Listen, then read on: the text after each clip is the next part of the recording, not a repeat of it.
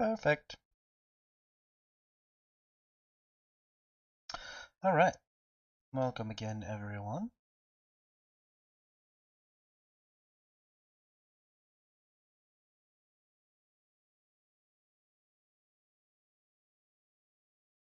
Today we are going to be stepping out of the TTRPG space a little bit because while TTRPGs are an important part of storytelling and why there is a lot of storytelling done there, the focus of this channel really is to tell stories using ChatGPT and in as many different ways as we possibly can. So while I have mentioned I am going to be leaning more into tabletop RPGs as I start exploring and playing them myself.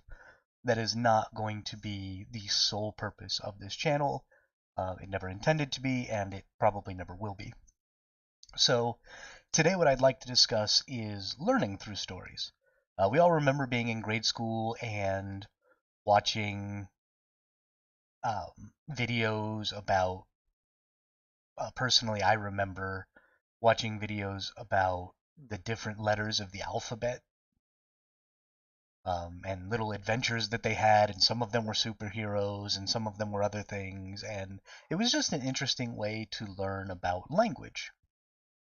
And a lot of those experiences have stuck with me. I'm in my mid 30s now, and have stuck with me throughout my entire life, despite the fact that I have almost no other memories from that time in my life. And so it's very important, I think, to learn in a story style, and I think that people are typically just sort of designed to do so. And so I want to explore using ChatGPT in that way today. Um, we're probably going to focus on history, but I don't think that that is the only way this can be done. Like I said, I've watched a lot of videos for language and stuff like that when I was younger. But I think history lends itself to the storytelling style because there are famous characters and famous places, right? The setting and the people in that story already exist, and ChatGPT will have a very good understanding of who those people are because of all the data it was trained on. And so you're not going to necessarily have that same depth of knowledge of the settings when you talk about more abstract concepts like creating stories about language. But that is certainly something that you should look into if language is a topic that you're more interested in, or sciences, or whatever it is. Absolutely, take a look at ChatGPT for helping you learn some of that as well.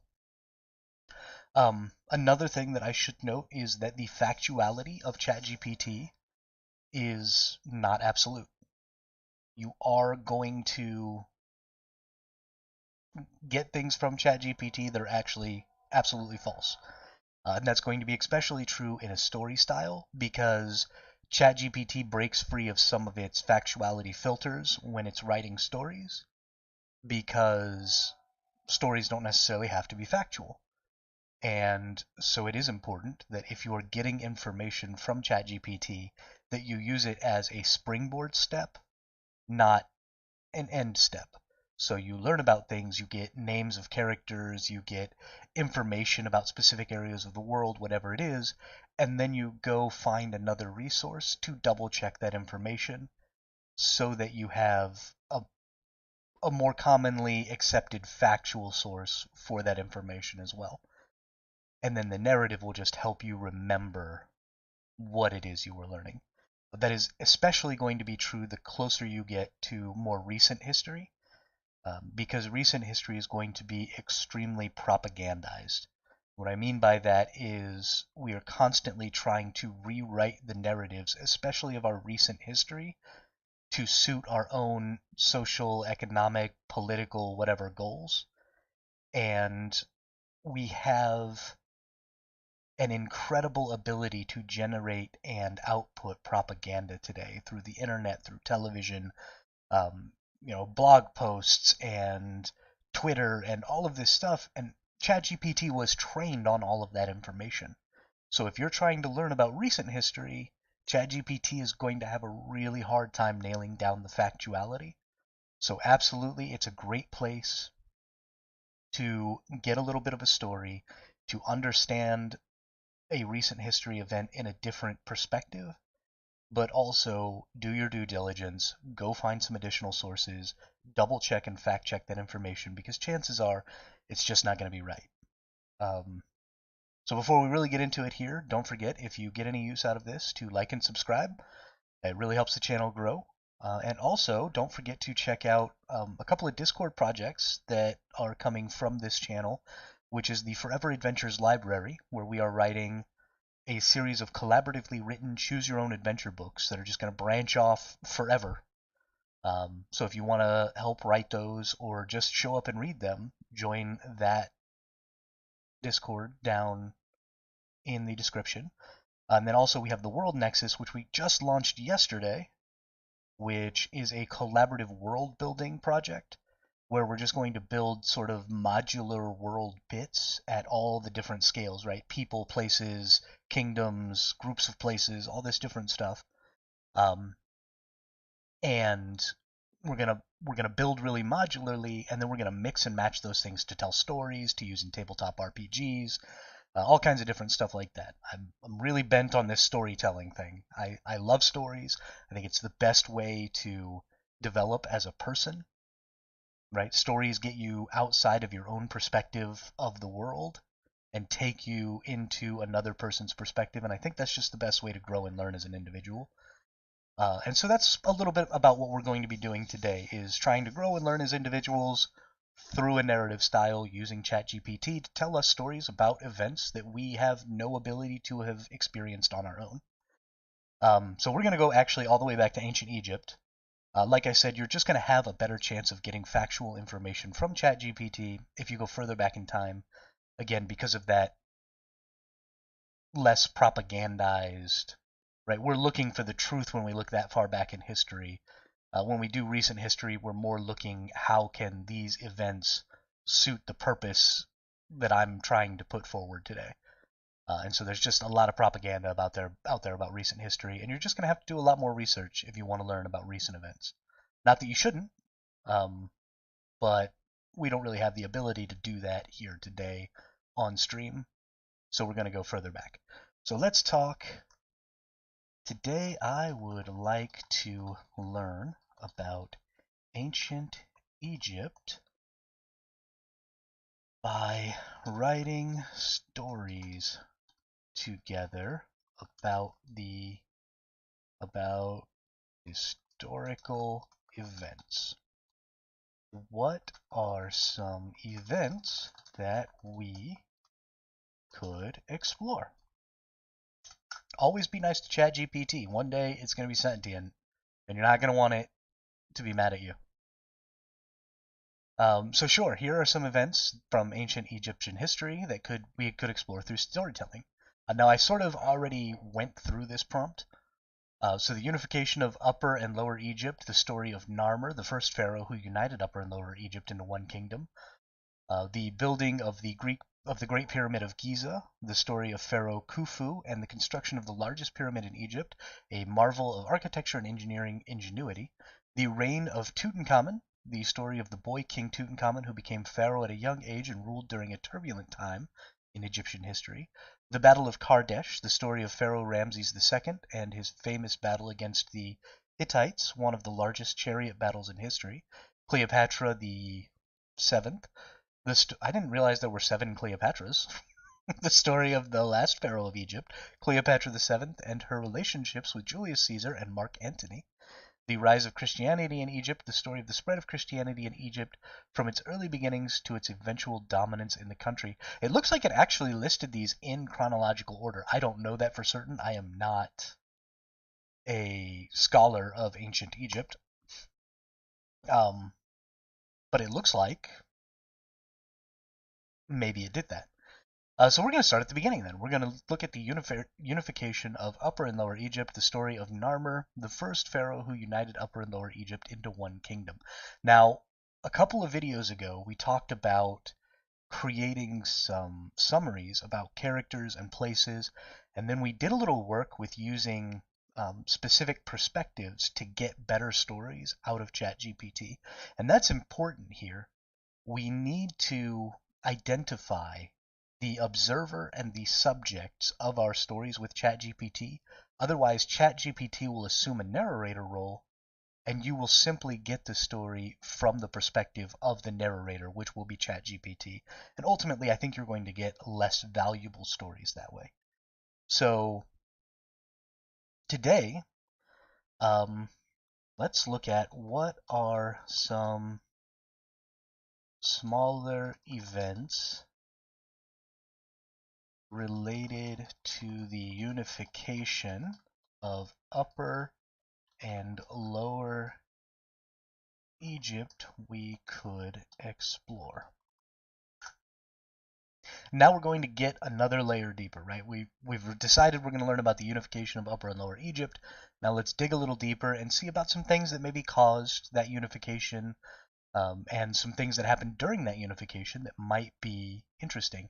I see the third one actually is going to be really interesting. So sure, here are a few smaller events related to the unification of Upper and Lower Egypt that we could explore. The discovery of the Narmer Pellet, the story of the discovery of the Narmer Pellet, an ancient artifact that provides valuable insight into the unification of Upper and Lower Egypt, the Battle of Nekhen, the story of the battle that took place in Nekhen, a city in Upper Egypt, which was instrumental in the unification of Upper and Lower Egypt, the rise of hieroglyphs, the story of the development of the ancient Egyptian writing system, which played a key role in the unification of Upper and Lower Egypt, and the establishment of a centralized government. That's really interesting to me.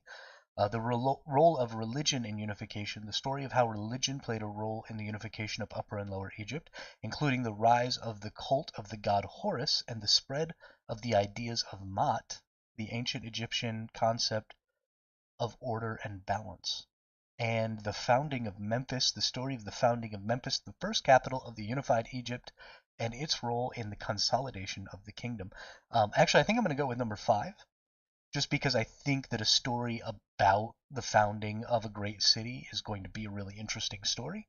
So I want to do write a story from the perspective of Narmer about the founding and building of the city of Memphis.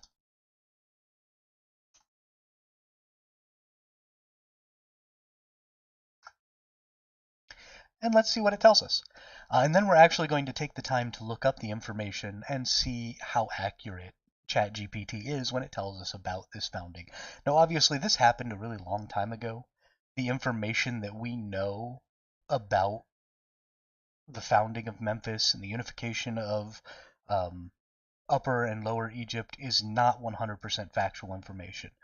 But the science behind the assumptions that we make about that time in history is fairly sound. And based on the available artifacts and writings and stuff that we can look into, we do have a decent understanding of what's going on. We might not have an individual perspective like we do about more recent histories, where there are first-hand accounts about every little bit of day-to-day life. And so we do have to make some assumptions about what the average person would have been doing with their day.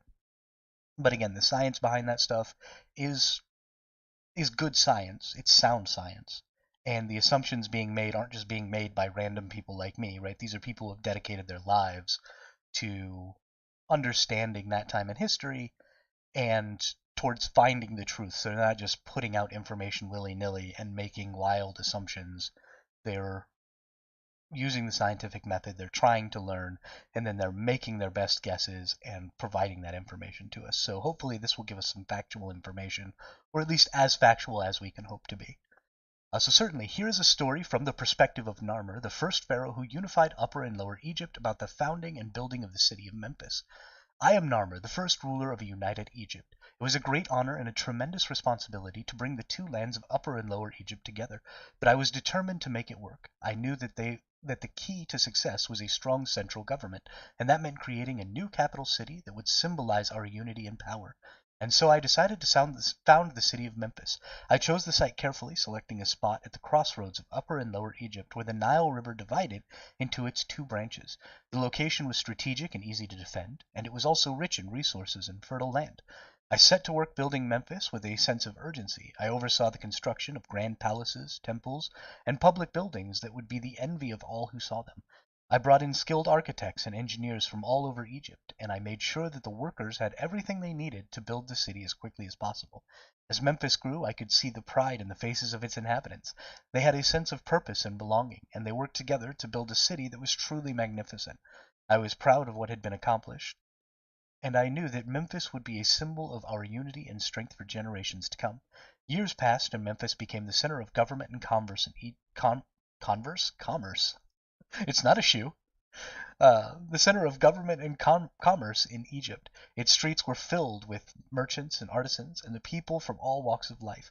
The city was known throughout the land as a place of prosperity, culture, and peace, and I, Narmer, was remembered as the ruler who had founded this great city and brought Upper and Lower Egypt together.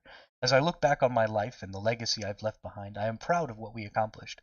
Memphis stands as a testament to our unity and strength, and I am confident that it will continue to be a beacon of hope and prosperity for years to come. Okay, so now let's take a look at some of the information. This was not a ton of information. Primarily, what we learned was that Memphis was built at a divide in the Nile River. So that's important, and I actually want to check the location of Memphis on a map. And then also, he talks about building temples. Let's see, temples and palaces. I also want to look into and see if there are any grand temples or palaces that have survived to the modern era that maybe are tourist destinations, not terrorist destination, tourist destinations, or anything like that in Egypt, and maybe what they look like. So let's look that up. Um, I'm not going to do it on the screen. I'm going to do it on my other monitor. So, Memphis location. I'm just going to tell you whether or not it was accurate. Nope, not Memphis, Tennessee. Memphis, Egypt location.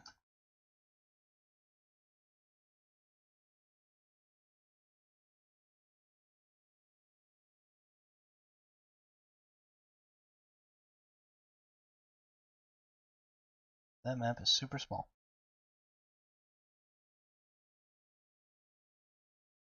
Well, let's just see what the Encyclopedia Britannica has to say about it. So Memphis is located south of the Nile River Delta on the west bank of the river, about 15 miles south from modern Cairo. Closely associated with the ancient city site are the cemeteries or necropolises of Memphis, where the famous pyramids of Egypt are located.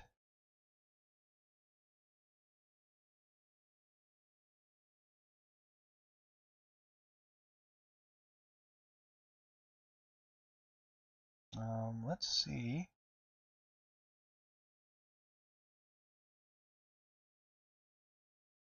Okay, so when I look here, it looks like Memphis is located fairly north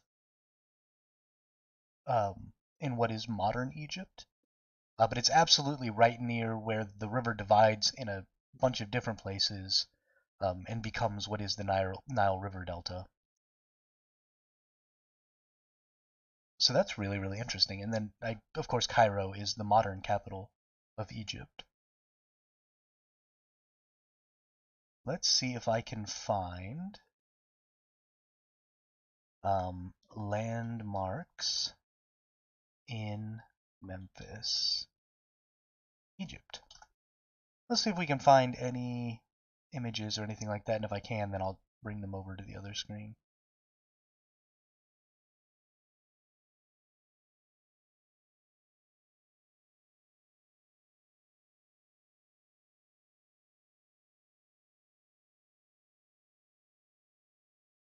Well, this is exciting.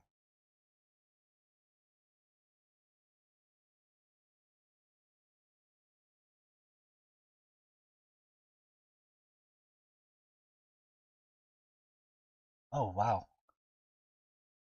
There are so many beautiful places in Egypt. Holy cow. I am not a history buff. I actually don't typically investigate things in history. It's not a subject I'm terribly interested in, but there are an insane number of beautiful structures in Egypt. You all should absolutely get on the internet right now and take a look at what exactly did I type in? Landmarks in Memphis, Egypt, and there are some wonderful images of statues and ancient buildings, and that's fantastic. Wow. So while this was not a very information dense story, it does appear that ChatGPT was fairly accurate in the information that it gave us. I don't know how accurate things like I oversaw the construction of grand palaces and temples was, right? The the pharaoh was very unlikely to be personally overseeing things. Um, it's more of a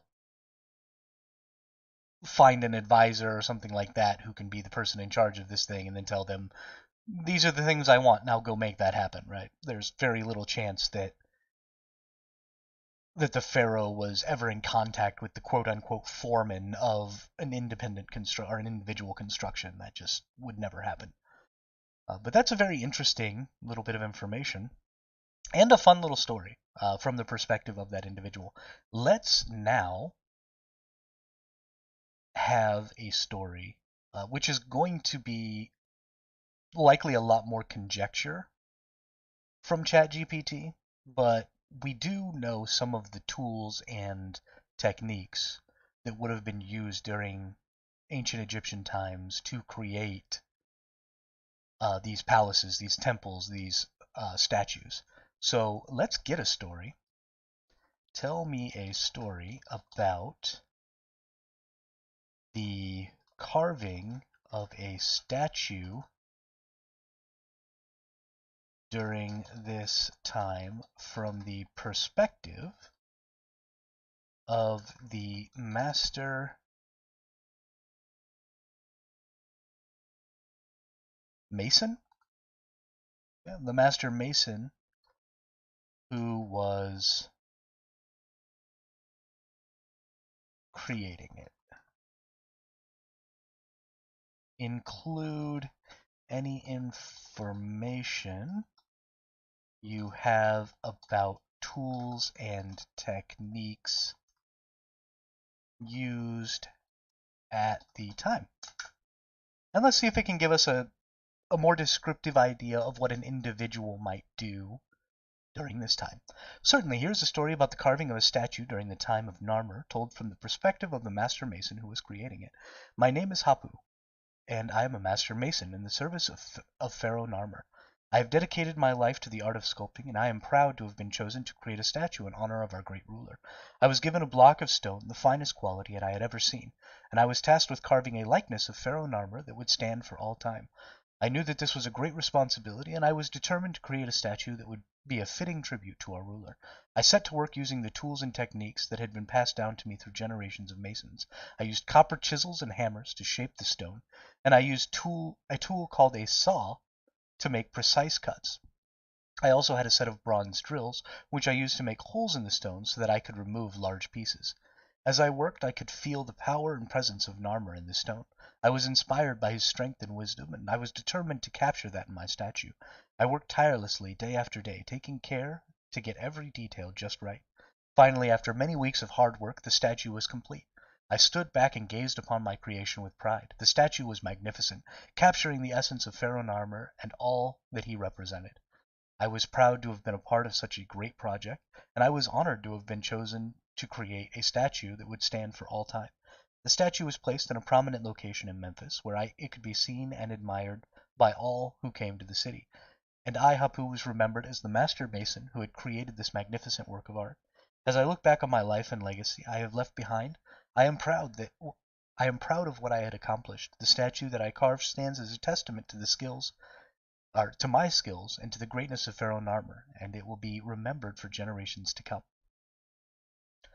So now I'm interested to actually see if there was any record of a Mason named Hapu, um, or if that is, or even if that's a name that would have been used during that time, or if it's just something that ChatGPT is making up. So let's look it up.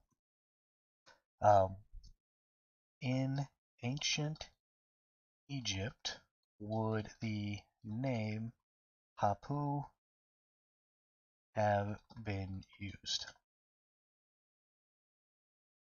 Amenhotep, son of Hapu. Amenhotep, son of Hapu, was an ancient Egyptian architect, a priest, a scribe, and a public official who held a number of offices under Amenhotep III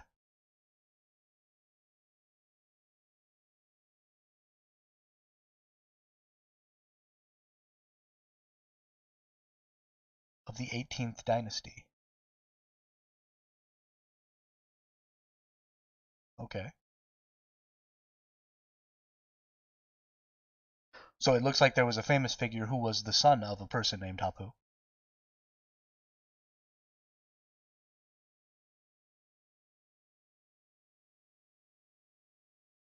Let's see if is there any record of a mason named Hapu during the reign of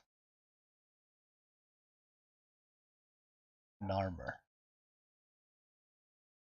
Narmer was an ancient Egyptian pharaoh.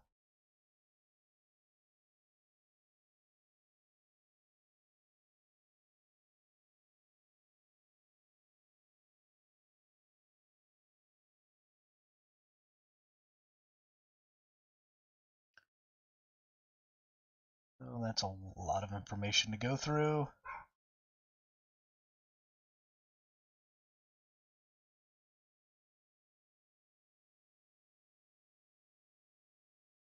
Okay.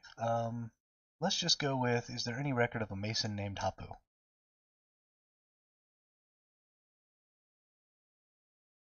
In ancient Egypt. And then it just brings me back to Amenhotep, son of Hapu.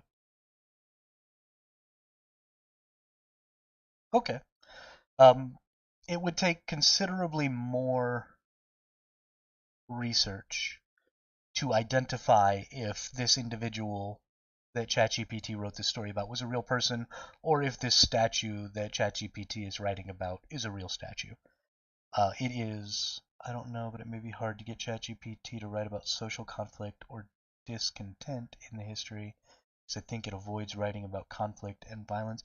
It does, but we've proven multiple times on the channel. I mean, I got it to write a story about killing somebody and watching the blood leave their body, and then saying a prayer and realizing that you just committed murder. It always moralizes at the end of the story, but it will absolutely murk somebody and talk about their blood leaving them. So that would be interesting, actually, to see if we can talk about some sort of discontent. During this time in history, were there any, not Arnie, any rebellions? Let's get a story about a rebellion. Yes, there were rebellions during the time of Narmer and the early dynastic period in ancient Egypt. The process of unification and the establishment of a centralized government was not without challenges, and there were instances of resistance and uprisings from various regions and groups. Some of these rebellions were likely driven by political and economic factors, as local leaders and elites resisted the centralization of power and the loss of their independence. There may have also been cultural and religious differences that contributed to the unrest.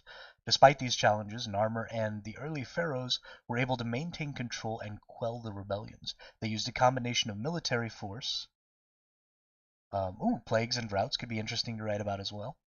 Narmer and the early They used a combination of military force and diplomacy to bring the rebels back in line, and they also implemented policies and programs that addressed the underlying causes of the unrest. Over time, the unification of Upper and Lower Egypt and the establishment of the centralized government became firmly established, and the rebellions became a distant memory. Egypt went on to become one of the great civilizations of the ancient world, and its legacy continues to influence the world today. Um, can you list any droughts, famines, or plagues during this time? I want to get a list because I want to tell it what to tell me a story about. It is difficult to determine with certainty whether there were droughts, famines, or plagues during the time of Narmer and the early dynastic period in ancient Egypt, as there are few written records from this time that specifically mention such events.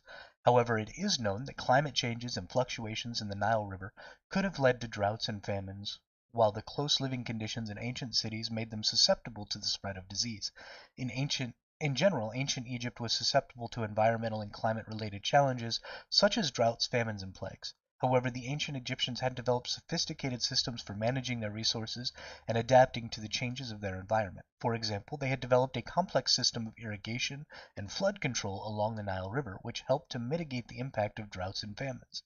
It is important to note that despite these challenges, ancient Egypt was able to thrive and become one of the greatest civilizations of the ancient world. Their ingenuity, resilience, and determination helped them to overcome the difficulties they faced and lay the foundation for the rich and lasting legacy. Okay, well that's interesting. I like that ChatGPT is, and I mean this is again just because it's trying to sound as human as possible, um, but to openly disclose its own gaps in knowledge. Like, hey, we don't really know because we can't really know because there wasn't really a whole lot of writing that survived since then, so here's kind of the assumptions that we've made. And I really like that. That's really interesting. Um,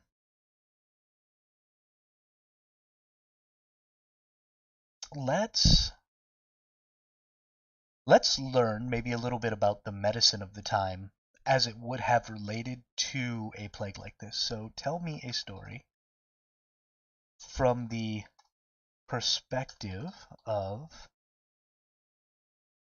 a I don't know what they would have called him, a healer. They wouldn't have called him a doctor. Let's call him a doctor. They wouldn't have called them a doctor, but we'll call them a doctor. Tell me a story from the perspective of a doctor of the time during a plague. Please include information about common treatments and tools of the time. Certainly, here's a story about a doctor during a plague in ancient Egypt, told from the perspective of the doctor. My name is Imhotep. I am a physician in the service of Pharaoh Narmer. I have dedicated my life to the study of medicine, and I am proud to have been chosen to serve the people of Egypt. One day word came to me of a terrible plague that was sweeping through the land. People were falling ill by the hundreds, and many were dying. I knew that I had to do something to help, and I set out to learn everything I could about this disease and how to treat it. I used the knowledge and tools that were available to me at the time. I had a set of copper surgical instruments. It looks like they used a lot of copper stuff during this time. That's something I should fact check. I had a set of copper surgical instruments which I used to diagnose and treat various ailments. I also had a collection of medicinal herbs and plants which I used to make poultices and remedies to treat the sick. As I worked, I soon realized that the plague was caused by a mixture of environmental factors and poor living conditions. People were living in close quarters, and the disease was spreading rapidly from person to person. I did everything I could to help the sick. I prescribed remedies to help them recover, and I also worked to improve the living conditions in the affected areas. I urged people to practice good hygiene, and I helped them improve the sanitation in the crowded living quarters. This is interesting in that I don't think it's factual. Because I don't think at this time in history they understood that washing helped prevent the spread of disease.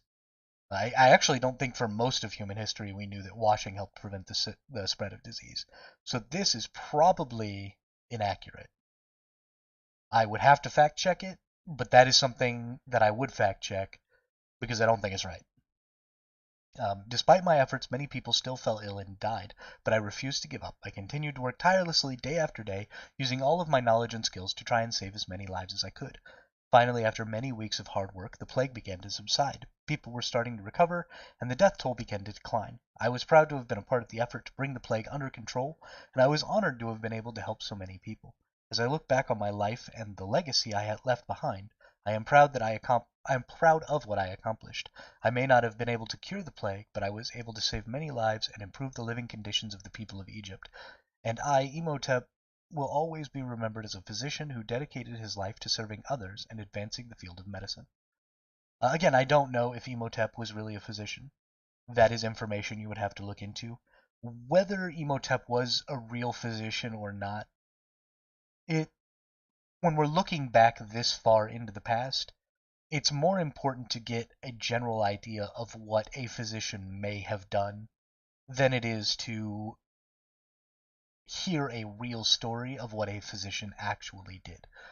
So the information that I would fact check here is number one, I don't think they knew a whole lot about how hygiene helped prevent the spread of disease. So I would fact check that. But the other is, were most tools in ancient Egypt copper? That's two stories in a row now that discussed having copper tools. So I'm curious to know, is copper the most commonly used material to make tools, or because we're asking for stories about specific individuals, is it using a more a material that would normally be considered more fine for the tools to express that these individuals were important in their time? So I'm going to look into a little bit about using copper during the ancient Egyptian times. So copper was mined by the Egyptians in the Sinai Peninsula, making it the first real industry of the ancient world. Early Egyptian graves contained copper saws, needles, scissors, pincers, axes, harpoons, arrow tips, and knives.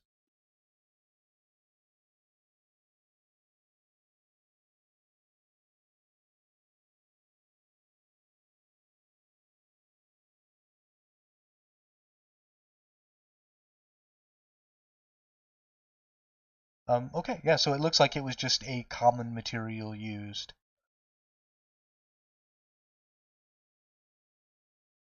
That's really interesting. And this is how this narrative style can really help you explore different things and help you remember them. It might be interesting to get a story from a first person point of view using the present tense. That's interesting. Um, Absolutely, for the next story, we will totally do that.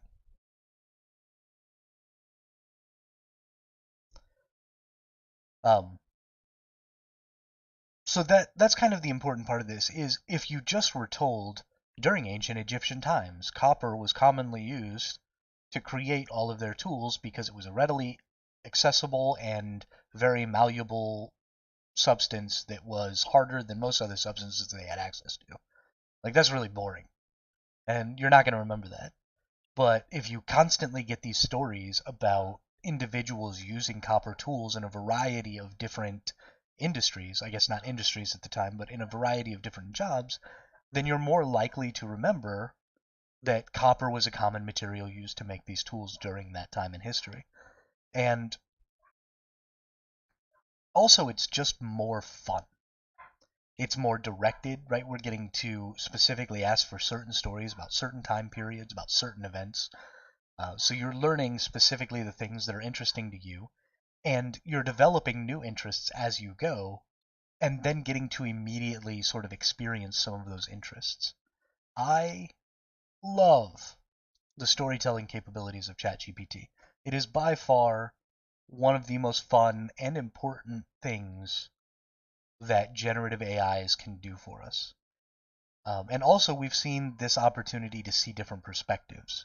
Now, absolutely what Paul said about using a first person perspective is actually probably going to drastically change our perception of this time in history because it's hopefully going to be narrower story, um, time-wise, right? These stories are stories that are sort of spanning an entire lifespan of an individual. And I would like to maybe get a first-hand story about a day. Like, what is the average day in a person's life at this time from their perspective? So let's try and do that now.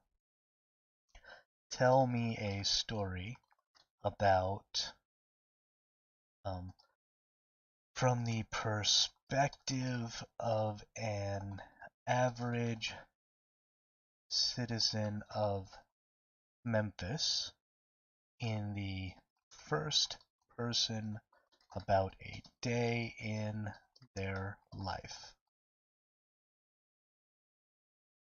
Please include foods and slice of life stuff. Absolutely.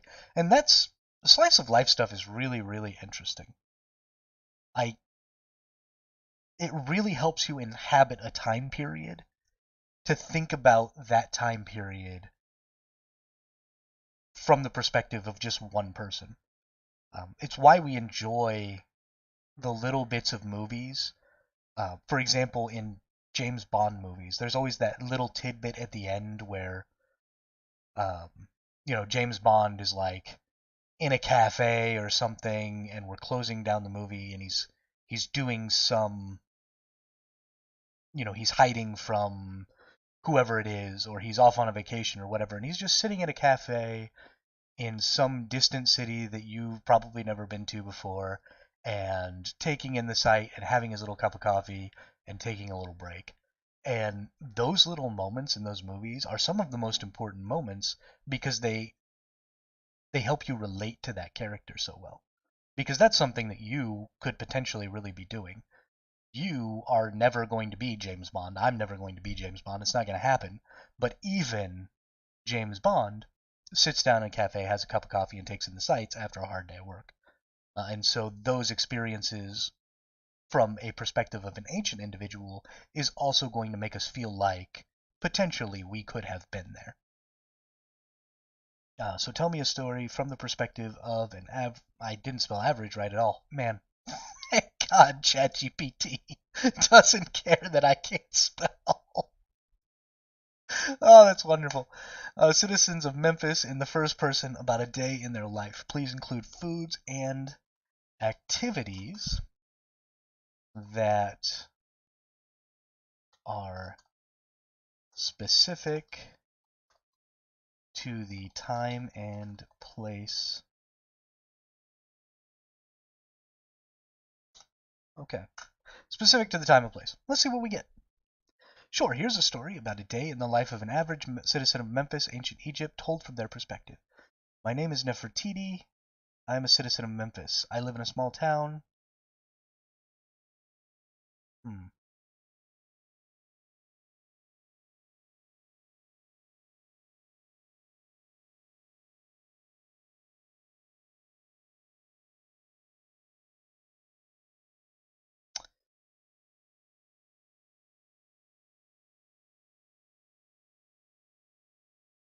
This is not exactly coming out the way I want it to, but we're going to read it anyway because it's fun. Okay, so my name is Nefertiti, and I am a citizen of Memphis. I live in a small house near the river with my husband and two children. Every day is much like the one before, but I am grateful for the simple life that I have. I usually start my day with a breakfast of barley, cakes, and figs. My husband goes off to work at the market where he sells goods from our farm. I spend the morning taking care of my children and tending to the household chores. Later in the day I might go down to the market to trade goods with my neighbors. Memphis is a bustling city, and the market is always filled with people buying and selling goods.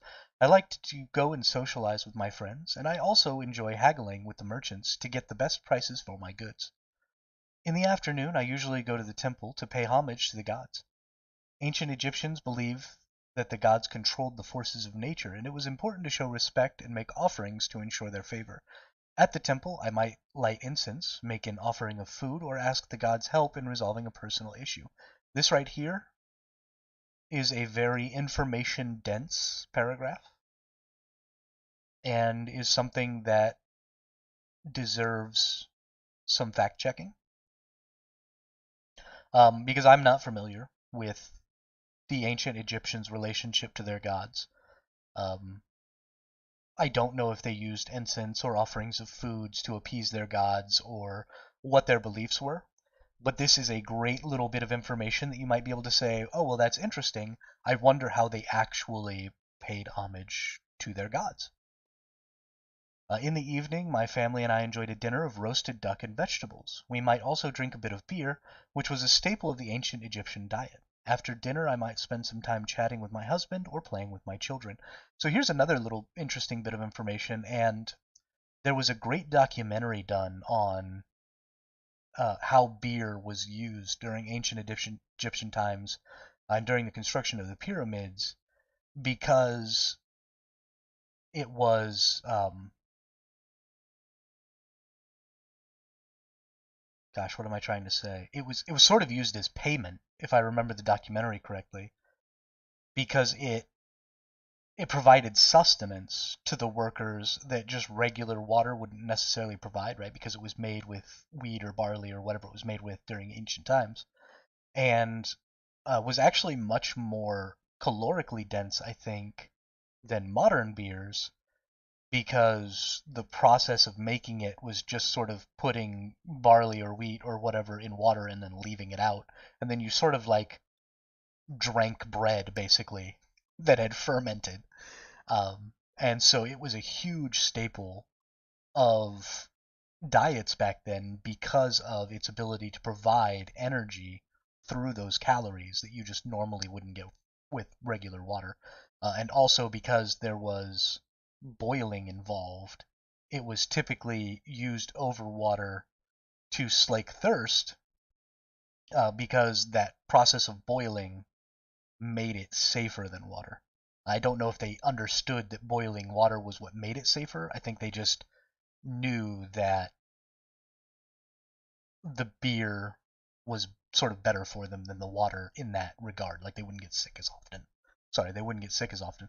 I don't remember exactly what the documentary said.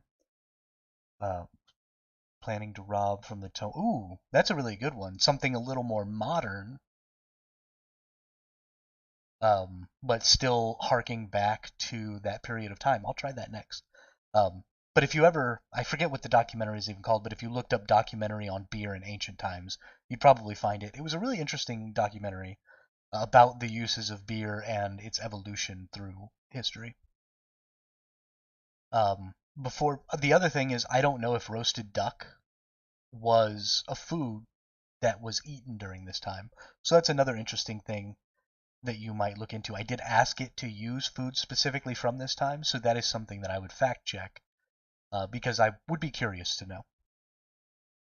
Before bed, I like to take a walk along the river to watch the boats and enjoy the cool breeze. The Nile River was an important part of life in ancient Egypt, and I feel a deep connection to it. As I watch the boats and stars, I am reminded of the wonder and beauty of the world around me. And with that, my day comes to a close. I am grateful for the simple routine life that I have in Memphis, and I look forward to another day filled with work, worship, and love. That was actually a really nice story, and there were some really good, informationally dense parts there. If you pick them out, um, oh, an ancient Egyptian grave robber. Okay, we'll look into that. But if you pick out the informationally dense parts and pay attention to the story, then you get a lot of good things that you might look into and research more deeply to get more information. And again, this doesn't just have to be about ancient Egypt. It can be about more recent times. It can be about topics that are not history, right? It can be about language. It can be about science. It can be about whatever it is. But the narrative style, I personally think, helps you remember really, really well what you're learning because stories flow better than information. And so it's easier to remember. I mean, you're already remembering your life in sort of this narrative way. And so adding some additional narratives to that, right? You're already kind of designed to remember things narratively. And so learning narratively makes sense to me. Um, okay, so let's see about an ancient Egyptian grave robber. Tell me a story about the robbery of Narmer's grave from the point of view of the grave robber. Rubger. Man, one of these days I'm going to have to learn how to spell. Oh, sad day. Always remember to copy when you've got a refresh.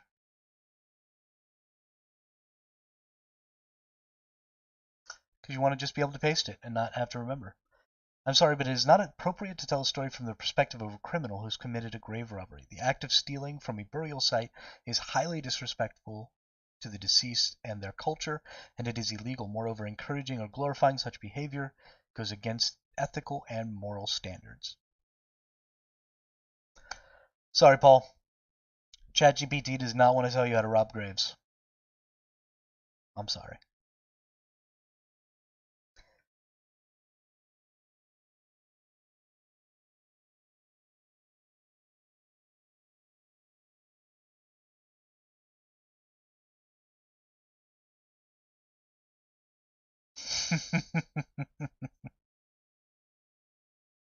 This has been a really interesting exploration into this specific period of time. I mean, we've already been talking about this for a good 45 minutes.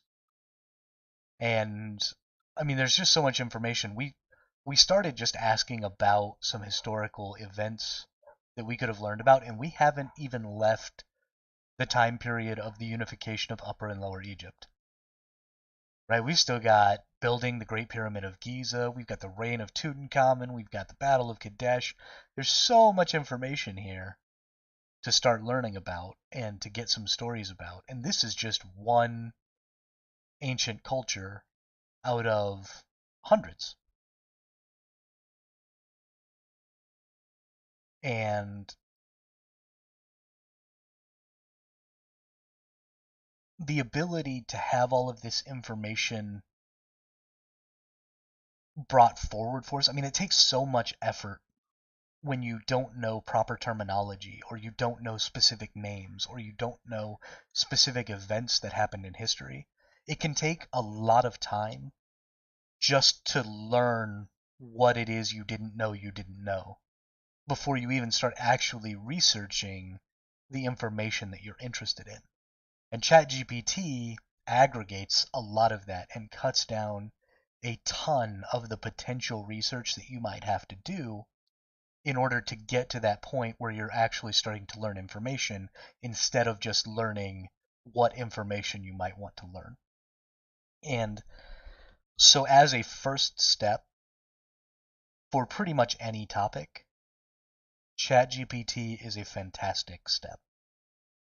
So I'm going to switch things up just a little bit now, and we're going to do some science. And I think we're going to learn about physics. Let's learn... let's learn about black holes. I like black holes. Today I want... Well, let's not... Yeah, I want to learn about black holes in a story style. Can you help me? Sure, let's imagine that we are traveling through space and suddenly we come across a strange dark object in the distance. This is a black hole. A black hole is a region... Okay, this is not an interesting story, but we're going to read it anyway, and then we're going to give it some more instructions on how to write a story. A black hole is a region in space where gravity is so strong that nothing, not even light, can escape from it. They are formed from the collapse of massive stars. When a star runs out of fuel, it can no longer generate the heat and pressure needed to counteract the force of gravity. As a result, the star collapses under its own weight. And if it is massive enough, its core will become so dense that it will form a black hole. As we approach the black hole, we see that it is an invisible boundary around it, called the event horizon. Beyond this point, anything that gets too close will be pulled into the black hole and will never be able to escape. However, as we get closer, we also see a bright ring of light surrounding the black hole. This is called the accretion disk, and it is made up of gas and dust that are being pulled towards the black hole. The gas and dust are heated up to millions of degrees by friction, causing them to emit a bright light. As we continue to watch in awe, we see jets of high-speed particles shooting out from the top and bottom of the black hole. These jets are produced by the intense magnetic fields that are generated by the accretion disk. After observing the black hole, we have to leave because we don't want to get pulled in. But even from a safe distance, we can still see its incredible power and amazing phenomenon that it produces. Black holes are still a mystery to scientists, and there is still so much to learn about them.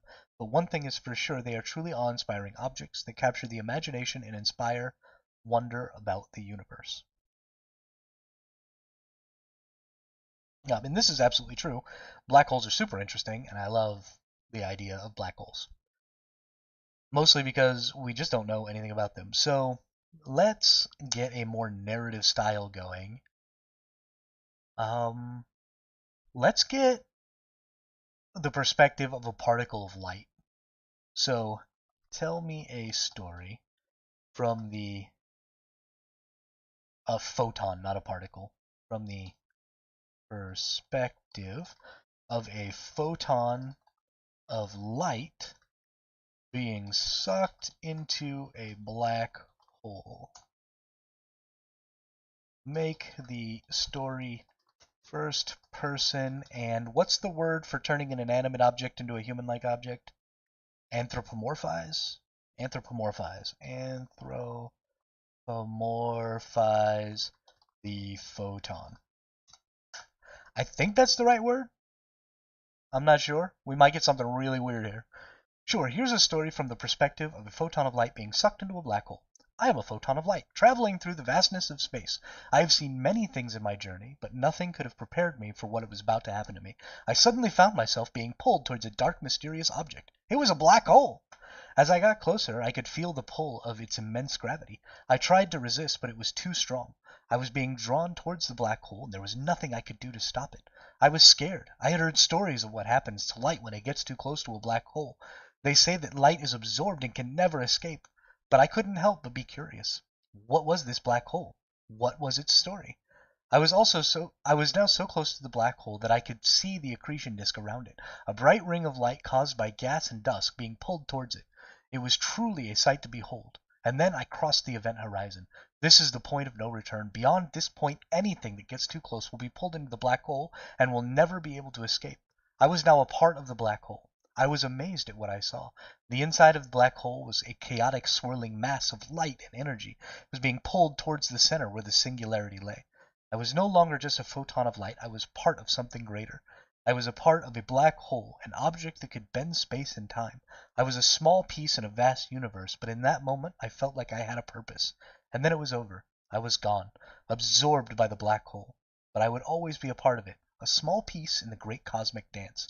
That was a great story.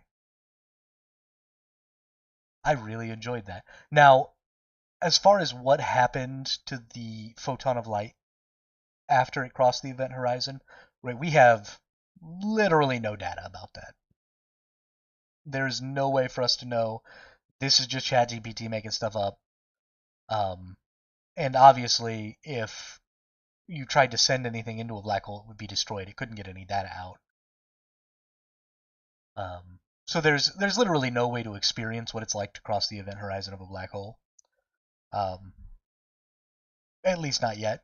But that's a really interesting story, and there is some information in there to fact check, like what is the accretion disk? Is it actually called the accretion disk? Am I pronouncing it wrong because I don't know what that word means?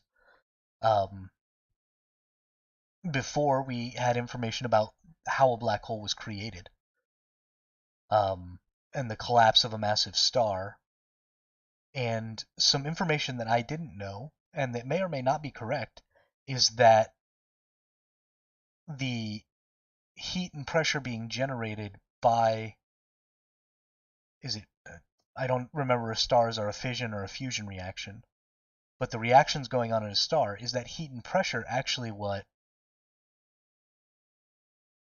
keeps that collapse from happening, right? So it's generating this heat and pressure from the inside and pushing out, and so the gravity that is pushing in is being counteracted, and so the star doesn't collapse. And then when it can no longer have that reaction, that fission or fusion reaction, because I don't know which one it is, then that's when it collapses. That was something I didn't know, and I don't know if it's actually accurate. So I would fact check that information. Um, the invisible boundary, the event horizon, the accretion disk, right? Fact checking um, these specific vocabulary words is going to help you get deeper into the information faster, because I didn't know that there was a thing called an accretion disk. So I could have never looked that up. But now I've got this fun little story about what an accretion disk is, and I'm going to remember that for a really long time. And in the future, I might look into it more, or it might come up. The broader your base of knowledge is, then the more connections you can make between what previously you would have thought were completely disparate concepts.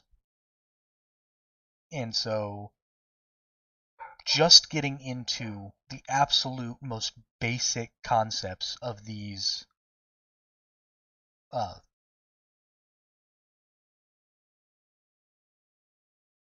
lost my train of thought. Just getting into the most basic concepts of these